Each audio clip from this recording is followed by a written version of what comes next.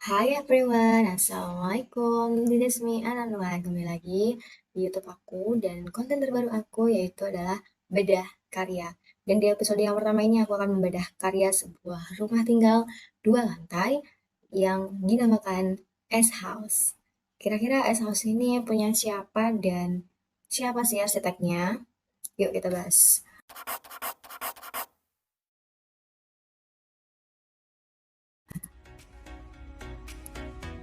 Jadi arsitek dari S House itu ialah Simple Project Arsitektur. Nah, Simple Project Arsitektur ini didirikan pada bulan Agustus 2011 di Surabaya, yang merupakan biro jasa perencanaan dan pembangunan arsitektur, desain interior, dan juga desain perkotaan.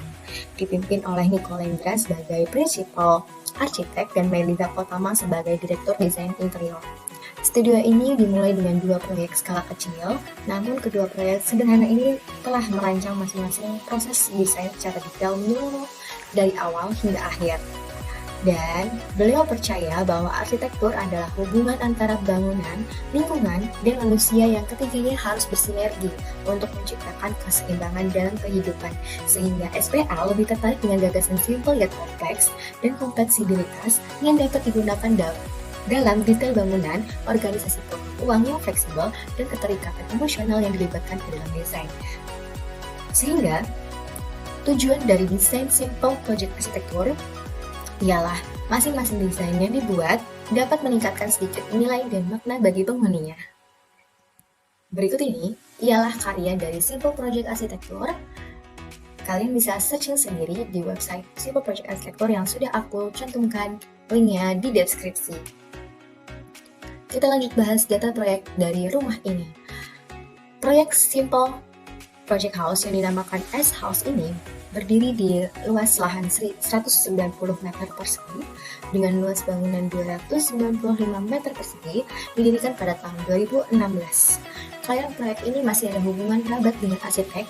Beliau memiliki sebidang tanah di salah satu komplek perumahan prestisius di Surabaya Barat dan menghubungi pihak SPA untuk mendesain sebuah rumah yang sederhana serta fungsional yang kelak akan dijual kembali, sehingga target pasarnya adalah kelas menengah dengan usia antara 25 sampai 40 tahun. Kondisi lingkungan di sekitar lahannya didominasi oleh rumah-rumah standar 2 lantai yang dibangun oleh pengembang kawasan tersebut, di mana tampilannya mayoritas seragam. Karena hal ini, arsitek merasa tertantang untuk menghasilkan desain rumah yang tidak hanya segar secara visual, namun harus memperhitungkan secara cermat setiap jengkal lahan yang tidak terlalu besar menjadi ruang-ruang fungsional yang akan memberikan dampak positif bagi penghuninya. Setelah melakukan survei pasar dan melalui beberapa kali diskusi dengan klien, akhirnya pihak SPA memutuskan desain rumah yang dapat mengakomodir kebutuhan dan aktivitas keluarga muda dengan 2 orang anak ini. Melalui proyek ini, arsitek berharap dapat menginspirasi dan memberikan pemahaman bagi masyarakat umum bahwa setiap rumah tinggal memiliki karakter uniknya masing-masing, dan sebaiknya produk arsitektur yang dihasilkan semata-mata tidak hanya mengutamakan keuntungan ekonomi semata, namun harus dapat memberikan perasaan bangga dan kenyamanan bagi yang akan menghuninya. Kita lanjut ke konsep. Nah, konsep S House, kenapa sih rumah ini tuh dinamai S House? Ternyata karena konsep ini berawal dari 5S. Kita mulai yang pertama. Yang pertama yaitu adalah start. Rumah ini didesain di area kompleks perumahan tinggi dibandingkan dengan rumah lainnya. Rumah ini memberikan pandangan baru, rumah modern, sehingga S-nya itu adalah start, jadi pandangan baru. Lanjut ke S yang kedua. S yang kedua yaitu adalah small, berukuran 10 x 19 meter, mengharuskan sang arsitek mendesain rumah dengan memprioritaskan kenyamanan dan kualitas setiap ruang agar setiap fungsi ruang dalam rumah itu dapat terpenuhi. Lanjut S yang ketiga yaitu adalah simple. Rumah ini memiliki desain ruang yang terbuka di beberapa bagiannya, adapun pada jarak antara lantai dan dindingnya didesain tinggi sehingga ruangan terasa lebih lapang. Bukaan jendela yang lebih besar membuat sirkulasi udara dan cahaya masuk dengan baik ke dalam rumah yang diapit rumah lainnya di ketiga sisi. Penggunaan warna-warna terang seperti warna putih juga membantu membuat rumah terasa lebih luas.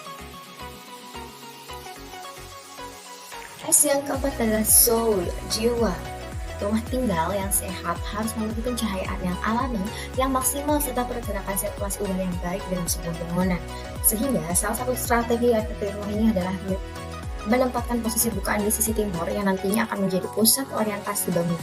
Jadi arsitek memasukkan ruang Pabeuya, Urea ke dalam desain sebagai titik fokus ke foyer dan ruang tamu serta memberikan jiwa pada rumah sederhana untuk menjadi sebuah rumah. Lanjut yang kelima, stripe. Permainan bidang garis yang tegas sebagai unsur estetika semata juga memiliki fungsi sebagai secondary skill. Kisi-kisi atau louvre yang disusun vertikal dipilih sebagai penanda arsitektur modern pada fasad bangunan. Jadi di sini tuh terlihat nggak lurus banget, tapi ya nggak belok juga. Jadi kayak dipatahkan, sengaja dipatahkan untuk menciptakan keseimbangan dan keselarasan. Mungkin ada makna tersendiri lagi bagi arsitek menciptakan seperti itu ya. Lanjut. Wah, ternyata masih ada S yang lain lagi, bukan cuma 5, maaf teman-teman. Yang S ke berapa ya? 6 ya, struggle. Jadi selama proses desain dan konstruksi di lapangan ini ternyata arsitek seringkali dihadapkan pada kendala teknis maupun biaya yang terbatas untuk mewujudkan desain seperti yang diinginkan oleh klien. Dan terkadang masalah yang timbul tersebut memunculkan solusi-solusi baru. Sehingga S2 ngasih sejumlah material alternatif coba diaplikasikan dengan beberapa teknik yang terencana, sehingga terlihat menjadi material yang memiliki nilai sendiri. Lanjut. S berikutnya ialah spesial. Proyek ini menjadi istimewa bagi para arsitek yang merancang rumah S House ini, ya, dan memiliki visi desain yang sama dalam melihat dan memperlakukan suatu karya, baik arsiteknya dan juga pemilik proyeknya. Produk desain yang telah dihasilkan tidak semata-mata hanya untuk dipandang mengejar keuntungan penjualan semata, namun juga cukup selektif dalam memilih calon pembeli yang mau menghargai ide dan konsep desain. Lanjut, kita masuk ke analisis. Gimana sih cara analisis yang benar? Kita lanjut. Analisis yang pertama yaitu adalah analisis zoning, di mana kita membagi sebuah bangunan ke dalam subzona yang dari public ke private. Jadi zona itu terbagi menjadi 4, yaitu public, semi-private atau semi-public, ya sama aja ya, private dan juga service. Nah, public ini biasanya di luar yang bisa diakses oleh semua orang. Dan biasanya ini Oke, aku lanjut ke studi kasusnya di sini aja langsung ya. Jadi di public di sini itu dia adalah teras dan juga garasinya. Lanjut yang kedua, yaitu semi-private. Semi-private di sini yang bisa diakses oleh orang tertentu yang sudah memasuki rumah. Jadi di studi kasus ini, semi-private atau semi-publiknya itu adalah ruang tamu, ruang warga, taman dalam rumah, dan juga koridor lantai atas. Dan subzona private yaitu adalah hanya dimasuki oleh orang-orang tertentu saja. Dan biasanya ini adalah sebuah kamar, toilet, dan sebagainya. Kemudian ada subzona service. Subzona service ini adalah subzona yang memiliki pelayanan atau fasilitas pendukung dari sebuah rumah. Contohnya ialah kamar pembantu, terus dapur, kemudian jemuran, tangga, seperti itu. Jadi untuk fasilitas pendukung dari sebuah rumah itu. Yuk kita lanjut ke analisis berikutnya, ada analisis matahari. Tapak ini menghadap ke arah UTL atau utara timur laut yang letaknya itu di antara timur laut dan juga utara, ya, paham nggak? Ya itulah pokoknya. Maka perlu memberikan bukaan pada sisi utara untuk memberikan ruang terbuka hijau di dalam rumah sehingga matahari itu nggak masuk langsung gitu loh ke dalam rumah, jadi nggak menimbulkan panas yang berlebihan seperti itu. Apalagi ini kan dihadapkan langsung ke inner court-nya, jadi disaring terlebih dahulu dan menciptakan bayang-bayang dari hanya itu teman-teman, jadi memberikan kesan teduh gitu, di dalam rumahnya. Lanjut analisis yang berikutnya itu adalah analisis angin.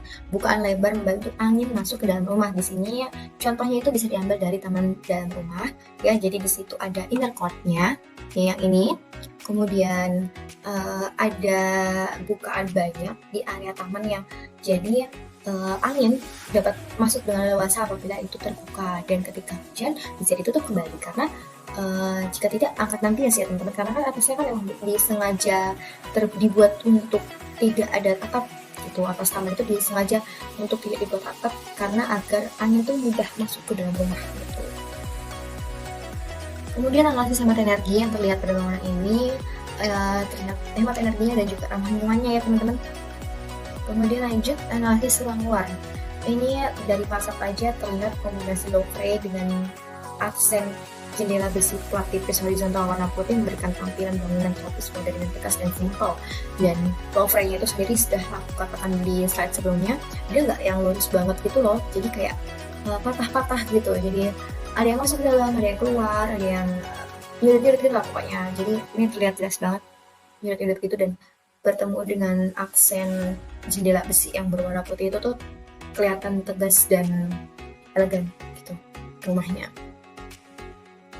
Lanjut kita analisis ruang dalam. Ini ada ruang keluarga dan juga foyer ya, di mana pohon tabeuia atau tabeuia aurea yang sengaja diintegrasikan dari proses awal desain posisinya sudah terlihat sebagai focal point.